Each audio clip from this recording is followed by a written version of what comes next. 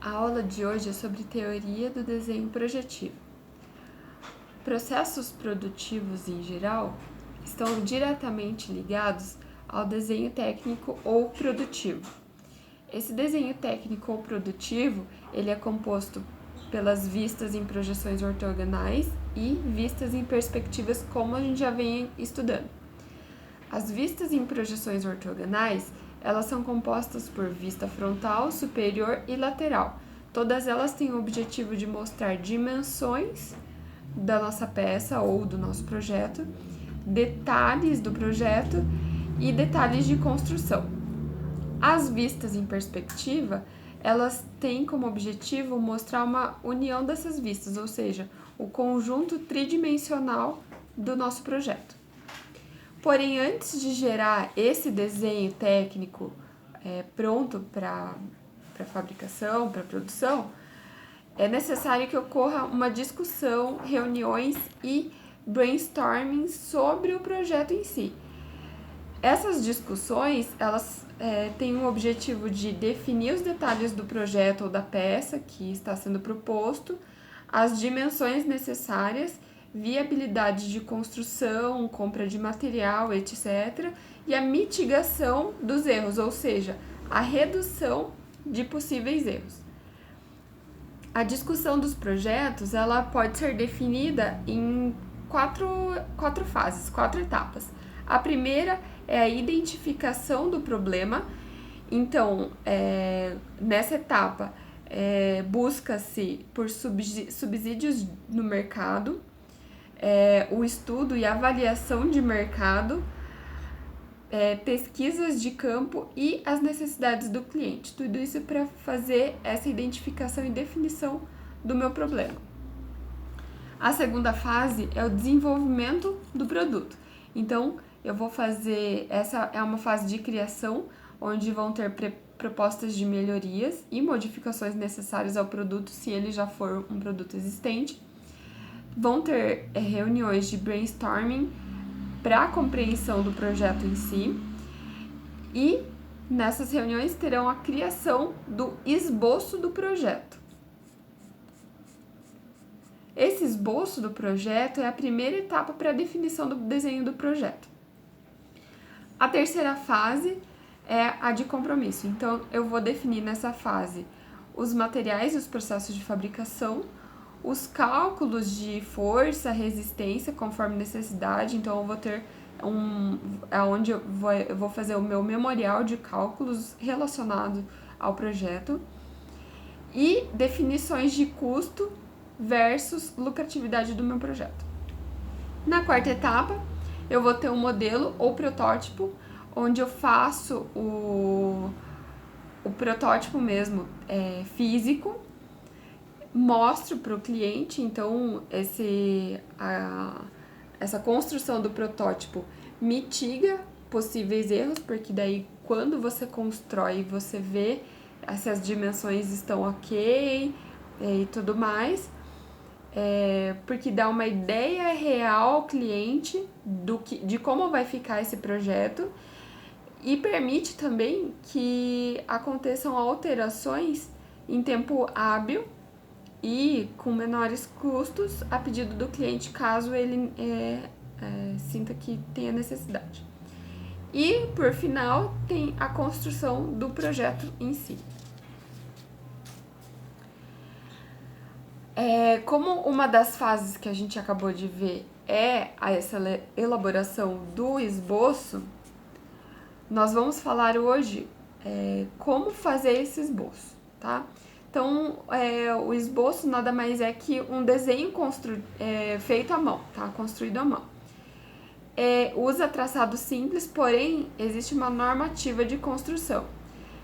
Precisam ter representatividade, ou seja, eles precisam ser feitos de uma forma que represente a realidade e de uma forma correta para melhor entendimento do projeto.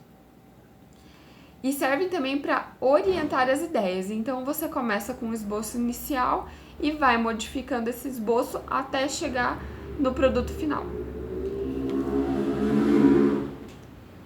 No esboço final, o objetivo é transmitir informações e sanar dúvidas para daí passar para a parte de protótipos. Como que é a construção desse esboço? Então, antes de iniciar,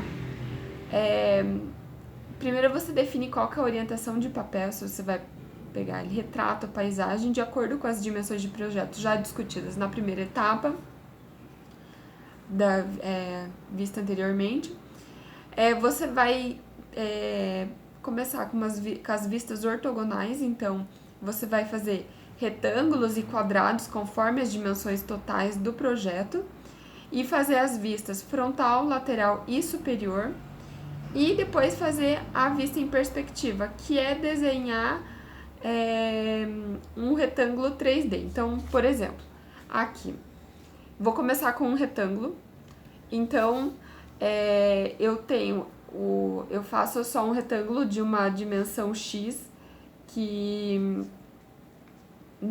definida em projeto, faço esses retângulos da vista frontal, lateral e superior e o desenho a vista em perspectiva.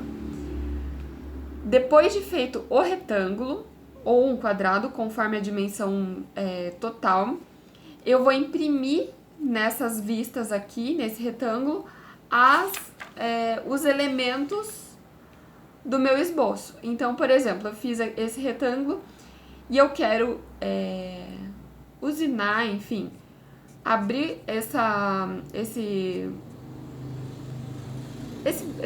buraco, né? Essa abertura aqui na lateral. Quero que não tenha esses cantos superiores aqui. Então, eu vou passar tudo isso pra cá. Fiz esse retângulo aqui a partir das dimensões definidas em projeto. Fiz esse recorte nos cantos superiores. Passei para a vista frontal, para a vista superior e para a vista lateral, e aqui eu fiz minha vista em perspectiva. Então, eu vou moldando esse retângulo conforme os elementos que eu quero ir adicionando ao projeto. Por exemplo, se eu quero fazer um furo aqui, digamos, eu passo ele usando as vistas auxiliares, passo ele aqui para a vista superior e depois para vista lateral. E aqui, em perspectiva, ele vai aparecer aqui no canto, certo? Depois de finalizado e durante a reunião discutido quais elementos eu quero que a minha peça tenha, eu vou reforçar os traços, vou inserir as cotas, se necessário eu refaço um esboço, porque às vezes, dependendo da discussão da reunião, ele pode ficar muito rabiscado, então eu vou refazer para daí passar para o desenho técnico final, né? Uma coisa que é importante lembrar é que o objetivo do esboço é passar para o papel a ideia principal do projeto. Então, é sempre importante deixar esse esboço o mais claro e o mais didático possível para evitar ou mitigar as dúvidas. Então, porque depois que eu faço o desenho e mando para a fabricação, por exemplo, eu posso, se não for bem discutido essa etapa de esboço, eu posso mandar para a fabricação e acontecer erro de usinagem, enfim. O que deixa mais caro, porque eu tenho que refazer todo o desenho, rediscutir o projeto e refabricar a peça. Por isso que também uma das etapas sugere-se fazer um modelo ou um protótipo, porque você já vai ver como vai ficar a sua peça final e você pode mitigar os erros através desse protótipo. Tá bom?